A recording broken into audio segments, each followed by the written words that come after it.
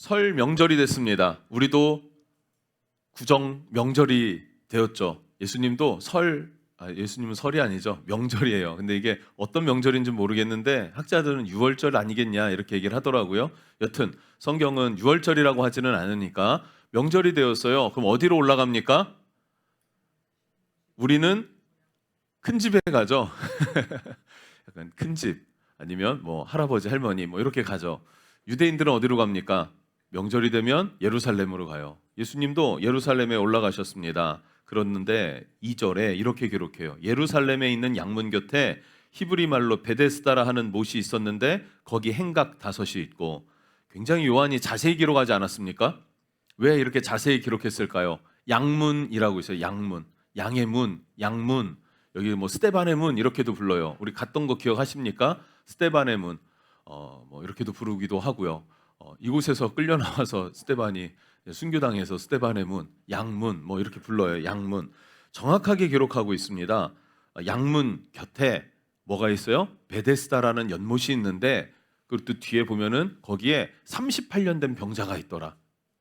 그리고 예수님이 그 사람을 봤는데 누가 봐도 병이 오래된 거예요. 그런 경우 있으시죠? 딱 보면은 눈대중으로 어느 정도 저 사람은 정말 저 질병이 오래됐구나 이렇게 느껴지는 사람 있잖아요.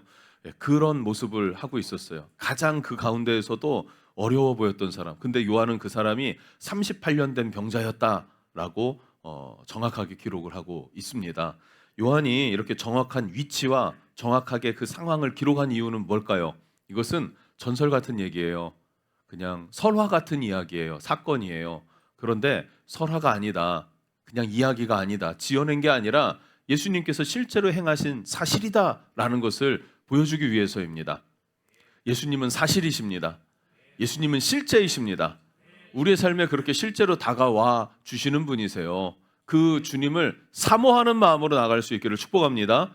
바람이 없으면, 주님을 향한 바람 없으면 주님께서 찾아와 주시겠습니까? 주를 사랑하는 자들이 사랑을 입고 주를 간절히 찾는 자가 주님을 만난다 그랬어요. 만나기를 간절히 지속적으로 그 마음이 우리 은혜항해 교회 성도들 가운데 있기를 축복합니다.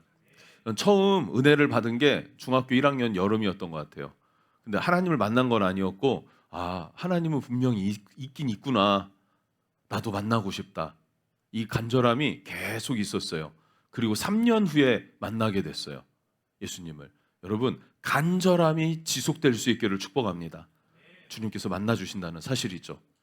이게 사실이다라는 것을 기록하고 있어요. 자, 양문이라는 게 뭐냐면 양문은 느헤미야가 성벽을 재건할 때 처음 그 성벽 재건의 시작점이 어디냐면은 양문이었어요. 양문. 그러니까 양문 하면은 우리가 느끼는 게 어떤 걸 느끼게 되냐면 재건의 시작 이런 의미가 상징적으로 담겨져 있죠. 재건의 시작 이런 것들. 할렐루야. 그런 의미가 있는 게 양문이었습니다. 그리고 말 그대로 왜 양문이라고 했을까요? 양들이 드나드는 문이에요. 이 양들은 어떤 양이냐면 하나님 앞에 제사하기 위해서 제물로 쓸 양들을 이렇게 몰아오죠. 대표적으로 베들레헴이 그렇게 하나님 앞에 제사할 양들을 기르는 들판이라 그랬잖아요. 거기서 이렇게 구별되고 선별된 양들을 길렀어요. 그럼 이 길러낸 이 양들을 어디로 성전으로 들어갈 때 그 들어가는 문이 이렇게 들어가는 문이 어디냐면은 양문이었어요. 그러니까 양의 문은 어떤 양문이라고 하는 것은 어떤 의미를 갖고 있냐? 재건의 시작. 하나님 앞에 정성껏 예배하러 나아가는 어떤 그런 시작점. 여러분, 예배를 드리는 게 좋습니까? 예배 드리러 오는 시간이 좋습니까? 설교 듣는 게 좋습니까? 예배 드리러 오는 과정이 좋습니까? 과정이 더 좋지 않나요? 다 싫은가요? 다 좋으신가요? 다 좋으세요? 예, 역시 우리 은혜의 교회는 다 좋아요. 근데 저는 어릴 때 그랬어요. 그냥 예배 드리러 교회 가는 그 발걸음이 좋았어요. 중학교 때요. 그리고 예배에 가면은 너무 힘들었어요. 너무 힘들었어요. 많이 힘들었어요. 특히 중학교 1학년 때 너무 힘들었어요. 주일학교 예배 뭐 한 15분 설교 이렇게 레크레이션 하듯 설교를 듣다가 어른 예배를 갔는데 목사님이 1시간 설교를 하시잖아요. 그러면은 너무 힘들었어요. 저는 그 기억이 조금 있습니다. 지금 양으로 제사를 드려서 하나님 앞에 뭔가를 드린다는 게 기쁘지 않습니까? 누군가 뭔가를 이렇게 선물하는 거 기쁘지 않습니까? 그죠? 주고 나누는 거 기뻐요. 하나님 앞에 드리러 또 만나러 죄를 씻으러 올라가는 그 길이 너무 좋았을 거예요. 그 문, 성으로 들어가는 그 문이 양문이었다. 그 양문 곁엔 뭐가 있습니까? 베데스다라는 연못이 있었는데, 베데스다 이거는 베이트 헤세드 이런 뜻이에요. 베이트는 집, 벳엘 베이트예요. 벳 할 때는 벳엘 이거 벳엘 할 때 엘은 하나님이잖아요. 하나님의 집 이런 거잖아요. 베이트 헤세드, 헤세드는 은혜, 자비 이런 의미입니다. 그러니까 이 베데스다는 베이트 헤세드, 자비의 집, 은혜의 집. 교회는 자비의 집입니다. 은혜의 집입니다. 우리가 주님께로 나오면은 뭘 얻기 위해 나와요? 주님의 은혜를 힘입기 위해 나오는 거예요. 주께서 내 삶을 다시 새롭게 격려해 주시고 지지해 주시고 지쳤던 마음을 위로해 주시고 감싸 안아 주시는 것이죠. 그것이 주일이에요. 그 주일을 그렇게 주일답게 지키기 위해서 우리에게 필요한 게 뭡니까? 사모하는 마음, 기대하는 마음, 주님께 올인하는 마음, 온전히 모든 것을 주 앞에 내어놓는 마음, 그 마음으로 주님 앞에 나오면 주님의 은혜가, 주님의 자비가 내 심령 가운데에 함께하고 그 감사로 우리의 삶 가운데로 나아가는 거죠. 그 은혜로 우리 가정을 더 행복하고 견고하게 세워나가는 거예요. 할렐루야. 그런 여러분 될 수 있기를 축복합니다. 그래서 이것은요, 잔이 흘러 넘치는 거죠. 교회 안에 주의 은혜가 넘쳐서 이 은혜가 흘러서 넘치면 어디로 가요? 흘러가죠. 성도들의 심령에 그 은혜가 넘치면 가정으로 흘러가게 돼 있어요. 어디로 가십니까? 교회 끝나면 어디 가세요? 어디 갈 거야? 백화점 간다는 소문이 있던데. 근데 백화점도 갔다가 어디를 가요? 결국에는 집을 가잖아요. 결국에는 우리 가정으로 흘러가는 거예요. 첫 번째는 교회에 하나님의 은혜가 넘치면 그거는 가정으로 흘러가게 돼 있어요. 또 가정에서 흘러 넘치면 어디로 가요? 다 사회생활 하시잖아요. 저는 전업주부인데요. 전업주부도 마트 가잖아요. 전업주부도요, 가끔 누구를 만나기도 하잖아요. 안 만나시면 만나세요. 좀 전도라도 하시러 나가셔야죠. 카페 하잖아. 카페 손님들 오고, 손님들 이런저런 사람들 오고, 여기서 넘치는 게 가정에서 넘치는 게 삶에서. 그러면 이 도시가 바뀌는 거죠. 이 도시에서 어디로요? 이 나라 민족으로. 할렐루야. 어디서부터 흘러 넘칩니까? 그 샘 근원이 어디입니까? 교회예요. 하나님의 나라의 임재는 교회로 통해서 사회로 흘러가는 것입니다. 가정을 통해서. 그런 회복이 일어나는 곳. 베데스다. 이 베데스다는 연못 이렇게 기록되어 있는데요. 지금은 좁은데 예전에는 여기가 되게 넓은 뭐랄까요? 그 물줄기가 있었나 봐요. 그러니까 실로암 연못도 어때요? 실로암도 우리 가보셨잖아요. 이렇게 연못이 연못 이렇게 있는 게 아니라 이렇게 있고 이러면서 흘러가요. 또 그 물이 이렇게 그 히스기야 터널로부터 해서 이렇게 흘러가는 거 우리 본 기억이 있으시죠? 실로암 연못. 이 베데스다도 그랬습니다. 지금은 마른 것 같아요. 다 이게 좀 우리가 이해를 해야 되니 지금 가도 그 흔적은 있는데 이게 그거랑 다른데요? 당연히 다를 수밖에 없어요. 예를 들어서 에베소 있죠? 에베소도 해안 도시였어요. 그리고 당시에는 굉장히 큰 해안 도시였는데 바다가 안 보여요. 한 3km 저 밑에 내려가야 3km나 4km 내려가야 바다가 있어요. 근데 여기가 왜 해안 도시였냐면 2000년 전에는 거기가 바다였는데 지진과 이런 변동들이 일어나면서 바다가 저 4km 밑으로 이렇게 쭉 내려간 거죠. 예루살렘도 많은 공격을 받고 무너지고 다시 짓고 막 이런 과정들이 있었습니다. 그래서 지금 가면은 흔적이 남아 있고 터가 남아 있는데 뭐 예를 들어 물이 말랐거나 크기 규모가 좀 축소됐거나 뭐 그런 건 충분히 여러 가지 상황에 의해서 바뀔 수 있는 거죠. 시간이 많이 흘렀으니까요. 근데 그 당시에는 넓어서 또 흐르는 물이 있고 그러다 보니까 거기서 수영을 하기도 할 정도로 깊지는 않고 넓으니까 또 거기 행각이 몇 개 있었다고 해요? 5개나 지었다. 그러니까 행각은 뭐예요? 지붕이 있는 우리 원두막, 오두막 이런 느낌이잖아요. 그런 걸 5개나 5채나 지어놓을 만큼 넓고 좋은 곳이었다. 그리고 양문 곁에 베데스다. 그래서 양 하나님 앞에 드릴 제물을 쭉 가지고 오면 어디서 씻어요? 베데스다에서 그 양을 씻기는 거예요. 연못에서. 그리고 성전의 제물로. 그럼 이제 또 가다 또 뭐가 또 좀 묻겠잖아요. 그러니까 제사장이 물두멍으로 그 물로 또 양들을 씻고 정결하게 한 후에 하나님 앞에 드리는 제물로 사용했던 것이죠. 그러니까 베데스다는 은혜의 집, 넓고 큰 연못, 그 옆에 행각 5이 있어요. 또 행각을 5개 지었다라고 정했어요. 적었어요. 행각이 5개.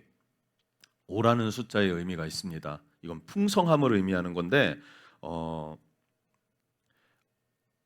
5는 풍성함입니다. 그래서 오병이여 이러면은 뭡니까? 다 드렸다 이거예요.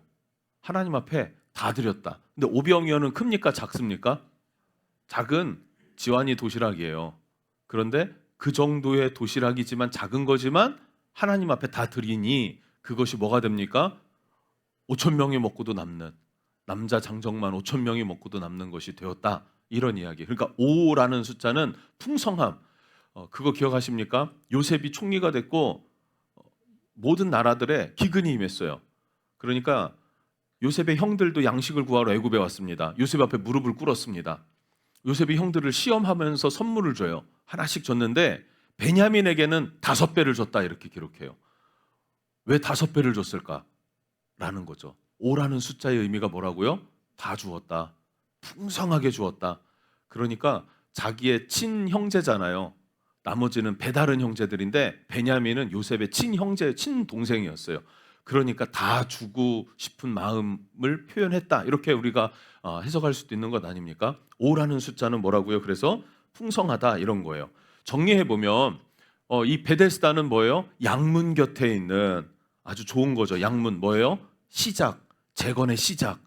그 다음에 베데스다, 은혜의 집, 자비의 집.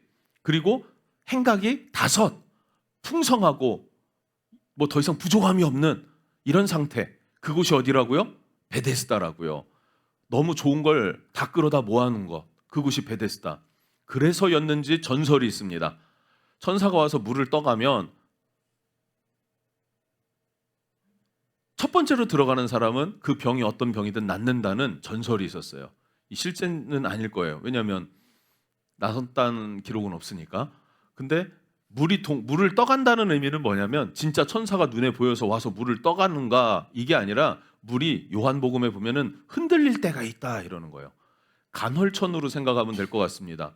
간헐천이 뭡니까? 지열이 있어가지고 뭔가 이렇게 끌어오르다가 갑자기 이렇게 올라오는 거 있죠. 아이슬란드 가면은 막 십몇 메타 이렇게 막 빡 뿜어낸다며요. 이렇게 한번 보고 싶기도 하던데, 예, 이렇게 빡 뿜어낸대요. 그런 것처럼 물이 흔들릴 때가 있나 봐요. 이렇게 갑자기 이렇게 무국 이렇게 막 흔들리는. 그럼 그걸 천사가 물을 떠갔다 이렇게 생각을 한 거죠. 그리고 첫 번째로 들어가면은 병이 낫는다라는 전설이 있는데 진짜 정작 아픈 사람은 낫질 못하는 상황. 이런 곳입니다. 그러니까 이 전설을 믿고 사람들이 몰려들었어요. 각색 병자들, 맹인, 다리 저는 사람, 혈기 마른 사람들이 누워 있는데 예수님이 그곳에 오셨다는 거예요. 그곳을 지나가셨습니다. 그리고 누가 봐도 병이 오래된 그 사람을 찾아가셔서 말씀하세요. 네가 낫고자 하느냐? 이 사람이 뭐라고 대답합니까? 제가 오랫동안 누워 있는데 내가 물이 동해서 내려가려고 그러면 다른 사람이 먼저 들어가고 나를 도와주는 사람이 없습니다. 그래서 난 낫질 못해요. 라는 거죠. 지금 뭐 하고 있는 거예요? 누가 나를 돕지 않는다고 원망하고 있는 거예요. 원망하고 있어요. 본질은 뭐예요? 예수님이 뭘 물었어요? 네가 낫고자 하느냐? 낫는 게 중요합니까? 물에 들어가는 게 중요합니까? 낫는 게 중요한 거잖아요. 근데 이 사람의 생각은 어디에 뺏겼어요? 아프고 힘들고 좌절스러우니까 생각이 어디에 뺏겼냐면 들어가는 데에 뺏겼어요. 들어가면 낫는데 낫는 게 목적인데 들어가는 것으로 목적이 바뀌었다는 거예요. 여러분 우리 인생을 사는 것도 그럴 수 있어요. 각자 한번 고민해 보시길 바랍니다. 예. 그 사람은 38년 된 병자더라라고 요한이 기록하고 있습니다. 아파 보셨습니까? 불편한 게 있나요? 약 챙겨 먹는 거 불편하고 금방 지치나? 피로가 잘 풀리지 않고 그치? 몇 년 됐어 아픈 지가? 8년? 이 사람은 18년이야. 38년이야. 근데 누워서 걷지를 못하는 상태에서 38년이 있었대요. 우리 청년들, 젊은 가정들이기 때문에 38년도 대부분 못 살았어요. 그죠? 몇 살이야? 올해 34살이야? 그밖에 안 됐어 아직? 아닌데. 태영이는 34살이래요.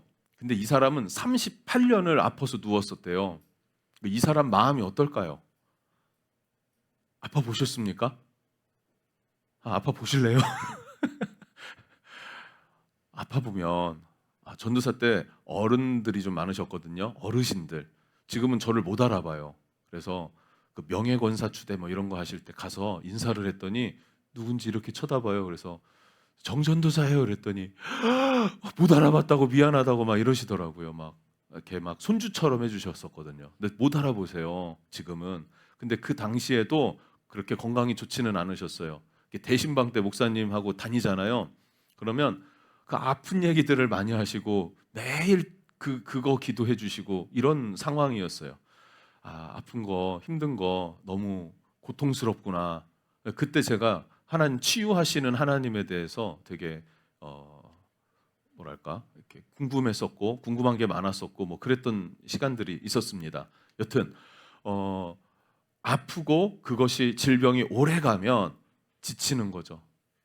마음도 지치고 몸도 지치고 다 지치고 목적도 희미해지고 그러니까 예수님께서 낫고자 하느냐 그러는데 반복되는 좌절 속에서 원망만 생기는 거예요. 나를 도와주는 사람이 없어서 나는 낫지도 못하고 이러고 있더라라는 거죠.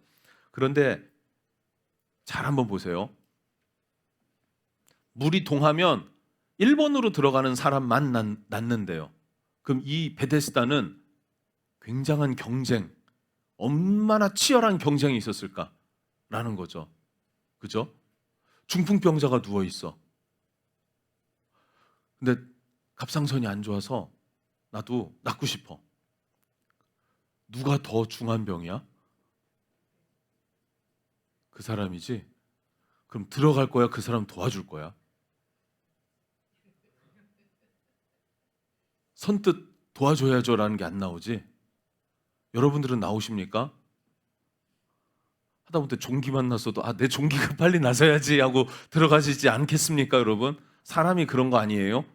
그러니까 이 사람 돕지 못하니까. 그러니까 자비의 집이고 좋은 거는 다 끌어다 모아놨는데 자비는 1도 없더라 라는 거예요.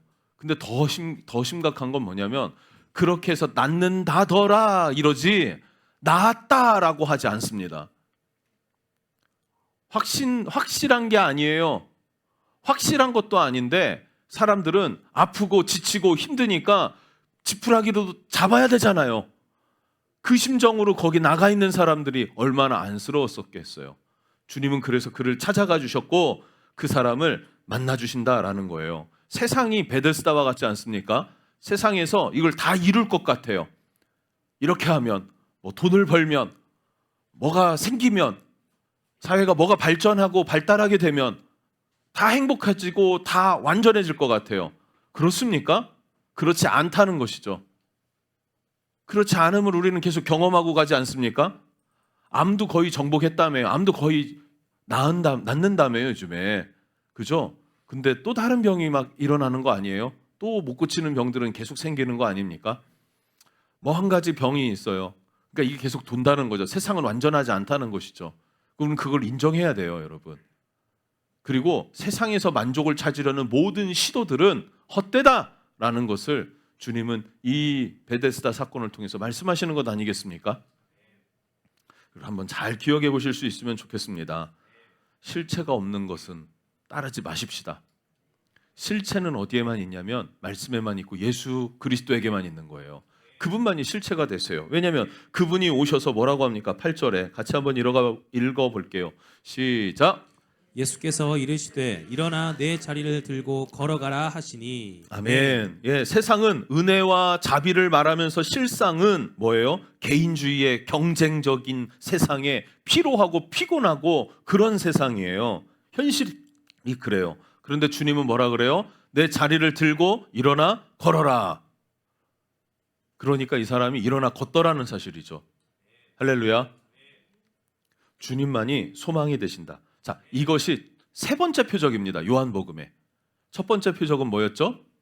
물이 포도주로 변한 사건. 두 번째 표적이 뭐였죠?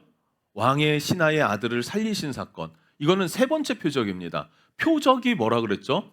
기적의 의미, 기적의 목적, 그런 걸 말하는 거예요. 표적은 이 표적을 통해서 주님이 우리에게 뭘 가르쳐 주려고 하세요? 세상은 소망이 없다. 참 소망은 누구에게 있다? 예수님께 있다. 이게 요한이 말하는 예수님이세요. 주님만이 왕이십니다. 주님만이 소망이십니다. 주님의 나라와 의를 구하겠습니다. 이런 성도들이 되어야 한다는 것이죠. 주님은 내 육체의 질병만이 아니라 마음의 고통까지도, 슬픔까지도, 또 관점, 우리의 생각의 관점이 병이 처음엔 낫는 거였는데 물에 들어가는 걸로 바뀌었었잖아요. 근데 치유받는 것, 고침받는 것으로 우리의 관점도 다시 회복시켜 주시더라. 주님은 우리를 고치시고 세우십니다. 그렇게 찾아오셨다는 사실이에요. 자, 그리고 두 번째 메시지가 있어요. 그건 뭐냐면 예수님이 이 표적을 통해서 우리에게 주시는 두 번째 메시지. 첫 번째 메시지는 뭐라고요? 세상이 소망 없다. 우리 마음에, 우리 육체의 온전한 회복은 오직 예수님에게로부터 온다. 이거고요. 두 번째 표적의 의미가 있는데 구절을 보면 그 사람이 곧 나아서 자리를 들고 걸어가니라 이날은 안식일이니. 자, 예수님이 치료하실 때 꼭 자리를 들고 일어나 걸어라 이러셨어야 될까요? 자리를 들으라고 했어야 될까요? 걸으라고 했어야 될까요? 그냥 낫게 하실 수도 있으셨겠죠. 근데 왜 이렇게 하셨을까? 그날은 안식일이기 때문에. 자, 안식일에 자리를 든 것 어김이 돼요. 걷는 것 어김이 돼요. 무조건 걷지 않는 게 아니라 뭐 몇 걸음 걸으면 쉬어야 돼요. 그 몇 걸음 걸으면 쉬어야 돼요. 그래서 이스라엘 가면은 엘리베이터가 안식일에는요 눌러도 안 돼요. 하나는 그냥 되는데 하나는 크고 좋은 거는 눌러서 안 되고 그냥 자기가 한층 한층 계속 이렇게 다 왔다 갔다 서요. 한참 기다려야 돼요. 그것도 모르고 막 누르는데 얘가 안 되니까 화가 나더라고요. 갈릴리 갔을 때. 왜 안 돼? 목사님 안식일이라서 안 된대요. 이랬던 기억이 있습니다. 걷는 것도 그렇고. 근데 이 사람은 38년 동안 못 걷다 걸어요. 안식일이고 뭐고 지금 뭐예요? 지금 내 안에 뭐가 일어났어요? 순간적인 기적이 일어나니까 막 뛰어다니지 않았을까요? 막 걸어다니지 않았을까요? 자리를 들고 막 걸어다니지 않았을까요? 막 기뻐하지 않았겠습니까? 그러니까 안식일을 어기게 된 거고 유대인들이 10절 유대인들이 병 나은 사람에게 이르되 안식일인데 네가 자리 들고 가는 것이 옳지 아니하니라 라 그래요. 이 유대인들은 사내들인 공회원 일 거다 이렇게 얘기를 합니다. 그냥 일반적인 유대인이라기보다는 종교인들, 그 사람들이 지금 이 병자와 회복된 병자를 어떻게 하고 있습니까? 되게 중요한 포인트예요. 정죄하고 있어요. 정죄하고 있어요. 종교인이 회복된 사람을 정죄해요. 잘 보세요, 여러분. 안식일에 왜 자리를 들고 가냐 이거예요. 이 사람은 거기에 몇 년 있었다? 38년 됐다. 그리고 종교인 유대인이라 그러면은 그곳에서 양을 씻었을까요? 안 씻었을까요? 씻어 봤겠죠. 씻는 걸 봤겠죠. 예루살렘 뭐 그렇게 큰 그런 서울만한 도시 아니잖아요. 조만하잖아요. 그런데 이 사람을 돕지 않았어요. 물이 동하면 넣어줄 사람이 없는지라. 예배를 드리겠다고 양 끌고 와갖고 양 씻기는 그 수많은 사람들이 38년 된 병자를 도울 마음이 없었다는 사실이에요. 하나님 앞에 제사하러 가야 돼. 하나님께 하면서 하나님을 향한 마음이 긍휼의 마음으로 연약한 자를 돕는 마음으로 나아가지 못했다는 사실이죠. 그러니까 이 사람이 낙심과 좌절과 이게 막 겹겹이 쌓인 거 아니겠습니까? 종교인들은 지금 예수님이 그런 줄은 모르고 병 나은 자에게 안식일에 걷는 것이 옳지 않다, 안식일에 자리를 드는 것이 옳지 않다라고 하면서 꾸짖습니다. 주님이 왜 내 자리를 들고 걸어라 하셨을까요? 이날은 안식일이니. 안식일에 왜 자리를 들고 걸으라고 했을까요? 왜요? 종교적으로 정죄하는 자들에게 안식일의 참된 의미를 가르쳐 주는 거예요. 안식일의 의미, 하나님이 율법을 주신 그 본질적인 목적이 무엇인지를 가르쳐 주는 거예요. 자, 우리는요, 예수를 믿고 예배를 드리고 열심히 뭔가를 해요. 주 안에서. 그런데 주 안에서의 그 목적, 의미, 이거를 잃어버리고 정죄하는 건 아닌가 하는 생각을 해봐야 되지 않겠습니까? 슬퍼하는 자가 있으면 어떻게 해야 돼요? 함께 슬퍼해 줄 수 있는 사람. 기뻐하는 사람이 있으면 어떻게 해요? 함께 기뻐해 줄 수 있는 사람. 아니 38년 된 병자가 나아가지고 기뻐하고 있으면 그 사람 와, 너 축복한다 하면서 박수 쳐주고 그동안 고생 많았어 라고 하면서 격려해주고 그런 마음이 우리에게 있어야 되지 않습니까? 그런데 그 마음이 없고 어떤 마음을 하고 있어요? 정죄하고, 야, 안식일에 왜 너 그래? 너 기독교인인데 왜 그래? 정죄할 줄은 아는데 그 사람의 마음을 공감해주는 공감력이 없어요. 그런 밥맛 떨어지는 그리스도인이 되면 안 되지 않겠습니까? 그래서 저는 내년도 되게 기대가 됩니다. 내년은요, 구제 봉사의 해예요. 섬기는 교회. 리칭아웃, 밖으로 나가서 봉사하고 섬기는. 그거 우리에게 너무 필요한 부분입니다. 근데 안식일이에요. 안식일의 목적과 본질이 무엇입니까? 여러분, 우리가 그걸 먼저 알아야 되겠죠. 안식일의 정신이 무엇이었나? 창세기 2장 3절 말씀에 보면 하나님이 일곱째 날을 복되게 하사 거룩하게 하셨으니 안식하셨다 이거예요. 하나님은 안식이 필요 없으세요. 하나님은 충만하신 분이에요. 그냥 존재가 충만이에요. 근데 쉼이 필요합니까? 하나님, 피곤해. 만성 피로. 뭐 하나님 이러시겠습니까? 하나님은 그거 아니라고. 하나님은 쉼이 필요 없으시단 말이에요. 근데 왜 쉬셨을까요? 사람을 지으시고 그 사람에게 쉼을 주려고. 여러분, 쉼이 뭐가 쉼입니까? 여기저기 놀러 다니는 게 쉼일까요? 그것도 쉼은 되는데 육체의 쉼인데 본질적인 쉼은 뭐냐면 거룩과 복입니다. 하나님의 복을 누리고 하나님의 거룩함 안에 거하는 게 우리가 새롭게 되는 거예요. 할렐루야. 제가 최근에 하나님께 큰 은혜를 받은 것이 뭐였냐면 GT입니다.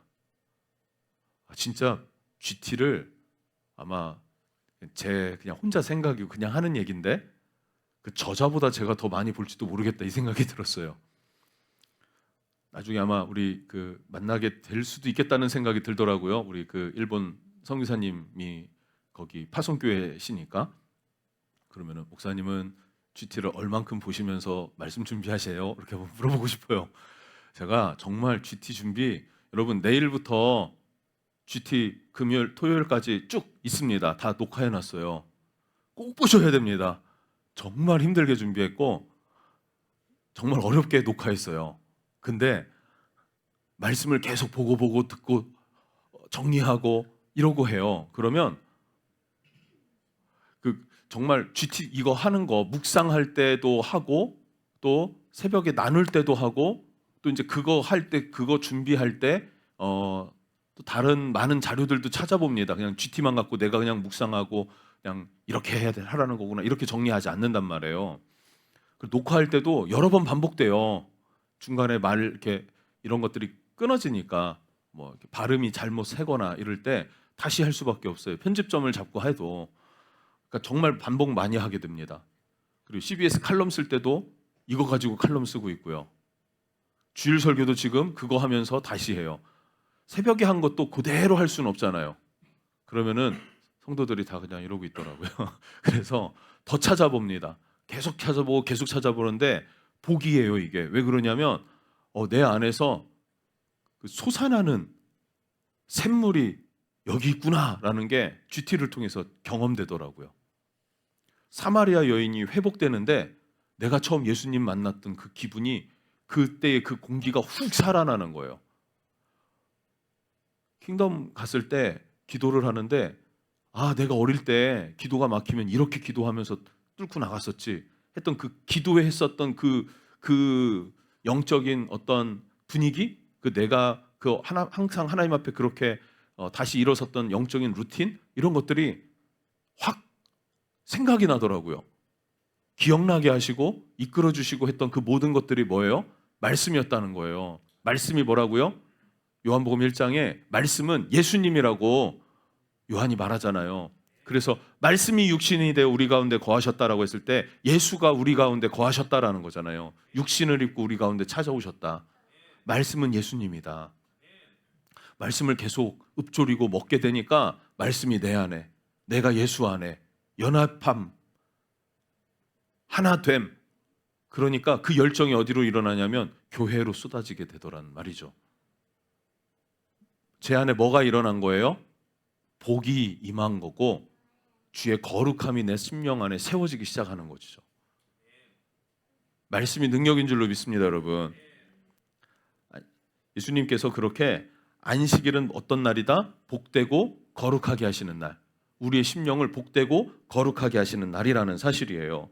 그러면서 이 종교인들에게 뭐라고 얘기를 하시냐면 모세도 안식일에 할례를 행하지 않냐.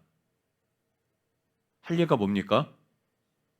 할례가 뭐예요? 난 하나님의 자녀입니다라는 표식일 수 있고요.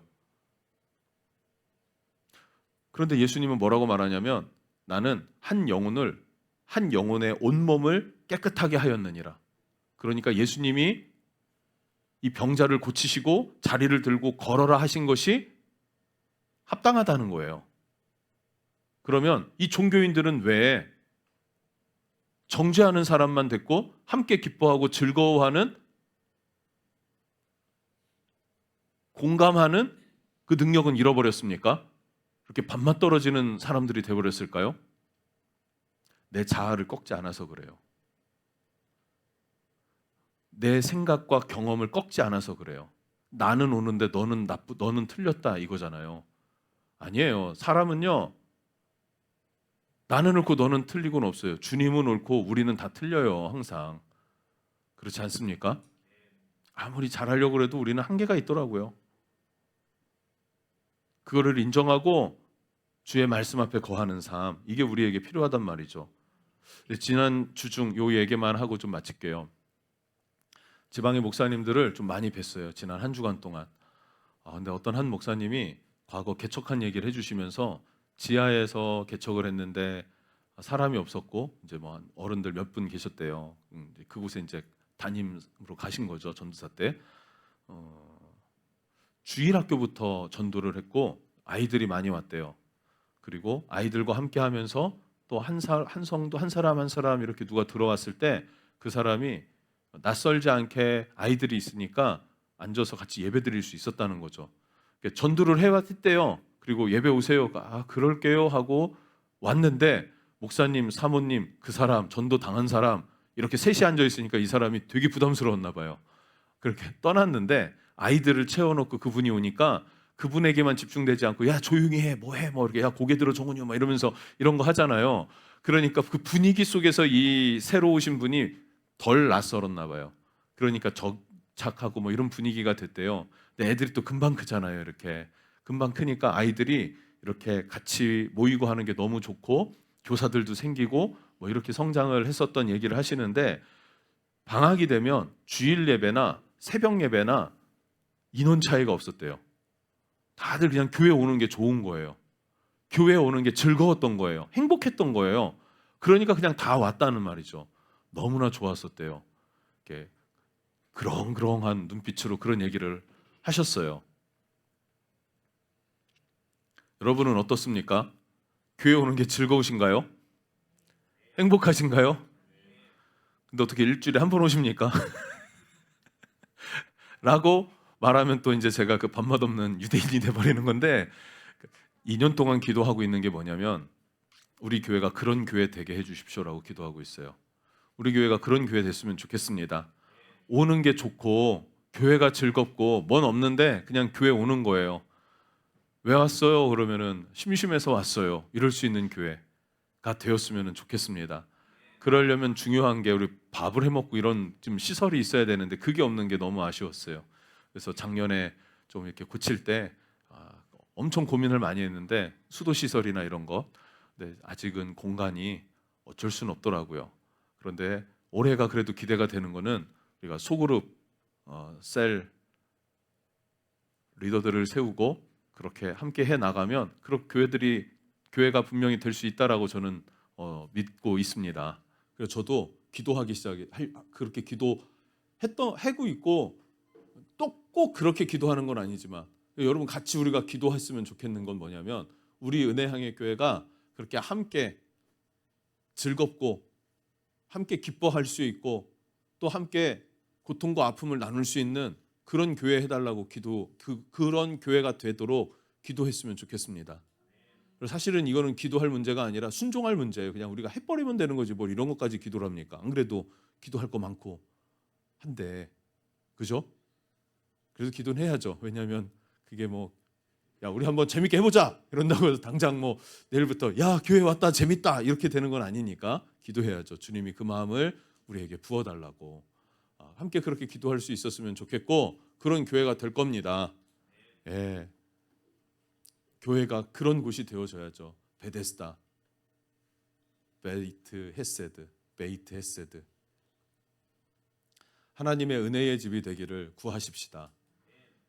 그러면서 유대인들에게 주님께서 이 안식일에 38년 된 병자를 낫게 하면서 예수님은 어떤 분이시다 이 표적을 통해서 보이시는 것은 뭐냐면 예수님은 안식일에 기쁨과 즐거움을 회복시켜 주시는 분, 굳은 마음이 아니라 부드러운 마음으로 주 안에 거하는 것, 주님이 그걸 우리에게 원하신다는 것을 여러분 기억하실 수 있기를 축복합니다. 표적은 기적의 목적이 무엇이냐 이거예요. 38년 된 병자를 고치신 목적이 무엇이었습니까? 첫 번째, 우리 마음과 우리 육체의 질병을 고치시는 분. 그래서 무엇을 회복시키십니까? 안식일의 본질을 회복하길 원하신다는 거예요. 함께 기뻐하고 함께 즐거워하고 그런 안식일의 본질을 회복해가는 것. 주일은 어떤 날입니까? 주님의 날은 예수 그리스도의 부활을 상기하고 그분의 다시 오심을 기억하는 날이 주일이에요. 예수님은 다시 오십니다. 다시 오실 증거가 보이고 있어요. 그래서 우리는 이때 정말로 전심으로 해야 될 게 뭐냐면요, 영혼 구원이에요. 영혼 구원이에요. 많은 징조들은 일어날 건데 끝이 아니니라 주님이 그렇게 말씀하셨어요. 끝은 이 복음이 모든 민족 열방에 증거되어야 그제야 끝이 오리니. 그제야 끝이 오리니. 많은 징조가 있어요. 이제 주님 오실 날 다가왔을 때 우리의 심령이 깨어서 다시 오실 주님을 바라는 그런 교회 되기를 축복합니다. 주님은 우리를 고치십니다. 이 시간 우리 아버지 찬양하면서 내 마음을 고치시고 내 삶을 고치시고 내 병든 육체를 고치시는 주님을 기대하며 그렇게 그 주님을 노래하며 나아가십시다.